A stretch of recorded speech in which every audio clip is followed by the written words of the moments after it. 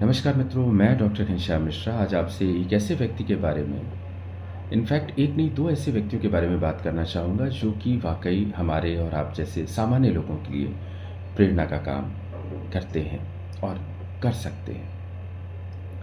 पहले व्यक्ति हैं राघव कृष्णस्वामी राघवन, आर के राघवन साहब। आर के राघवन साहब जो थे वो शुरुआत में चेन्नई में थे। उनके पिताजी एग्रीकल्चर डिपार्टमेंट में डिप्टी डायरेक्टर थे। घर में पढ़ाई लिखाई का माहौल था, उसी के कारण उन्होंने पढ़ाई अच्छे से करी और 63 में आईपीएस कैडर पाया। उन्होंने अपने एकेडमिक एक्सीलेंस को जारी रखा और MS in criminal justice temple university Philadelphia से किया और शायद उसी का ये परिणाम था कि वो हार्वर्ड लॉ यूनिवर्सिटी में विजिटिंग फैकल्टी भी थे। जब वो तमिलनाडु में विजिलेंस डिपार्टमेंट के हेड थे तो उन्होंने एआईडीएम के जयललिता के खिलाफ जो फाइनेंशियल इरेगुलरिटीज़ के केसेस थे उन्हें बहुत अच्छे से हैंडल किया था, देखा था और मुकाम तक पहुंचाया था। उनकी प्रोफेशनल एक्सीलेंस ऐसी थी कि वो इंडिया के इंटरपोल यूनिट के यूनिट हेड थे और उस समय जब वो 2001 में 1999 से 2001 में सीबीआई के डायरेक्टर थे तो उन्होंने प्रियदर्शनी मट्टू केस और बोफोर्स केस और साउथ अफ्रीका में जो क्रिकेट मैच फिक्सिंग हुआ था उस पे भी उन्होंने अपना नेतृत्व दिखाया था। 2001 में रिटायरमेंट के बाद 2002 में गुजरात में जो दंगे हुए थे उसमें सुप्रीम कोर्ट ने एक एसआईटी कॉन्स्टिट्यूट करी थी। उसमें उन्होंने 3 लोगों को लिया था। तो राघवन साहब was the head of the SIT. उसके अलावा एक अशोक मल्होत्रा थे जो कि डिप्टी डायरेक्टर थे, डीआईजी थे, डिप्टी इंस्पेक्टर जनरल, उनको लिया था और साथ में एक वकील साहब थे, उनको लिया था आरएस जमुनारे को। तो ये 3 लोगों ने एसआईटी बनाई थी। तो रोड वेल ट्रेवल्ड करके आर के राघवन साहब ने किताब लिखी। उस किताब के ही बेसिस पे मैं ये सारी बातें बता रहा हूँ।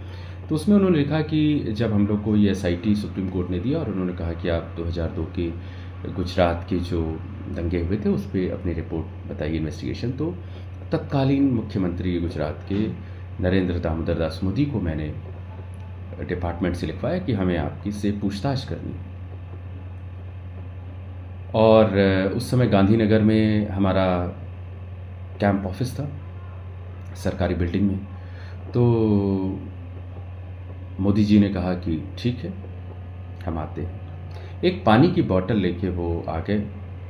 अब चूंकि मैं सीबीआई डायरेक्टर रहा था तो मैंने अशोक मल्होत्रा से कहा कि क्वेश्चन आंसर आप करिए, मैं नहीं करूँगा। तो अशोक मल्होत्रा जो कि हमारे डेप्यूटी थे और पार्ट ऑफ एसआईटी थे, उन्होंने क्वेश्चन आंसर शुरू किए। 100 से ज़्यादा सवाल थे और बिना किसी घबराहट, बिना किसी जल्दबाजी के मोदी जी ने हर एक सवाल का जवाब दिया। इनफैक्ट अशोक मल्होत्रा ने बीच में उन्हें लंच ऑफ़र किया तो उन्होंने कहा नहीं, मुझे नहीं करना, मुझे कोई ब्रेक नहीं चाहिए। बाद में उन्होंने शायद इसलिए मान लिया कि वो अशोक मल्होत्रा जी को ब्रेक दिलवाना चाहते थे। उसके बाद आधे घंटे बाद फिर से रिज्यूम हो गया वो क्वेश्चन आंसर सेशन और वो 10 घंटे चला। तो राघवन साहब अपनी किताब में लिखते हैं कि that was something unimaginable for me, a sitting chief minister coming to the SIT office and getting him interrogated for more than 10 hours and not showing any sign of restlessness shows just one thing, that he has immense faith on the system and respect for the constitutional authorities. तो ये जो चीज़ थी वो जो मैंने पढ़ी तो मुझे दोनों ही लोगों पर गर्व हुआ।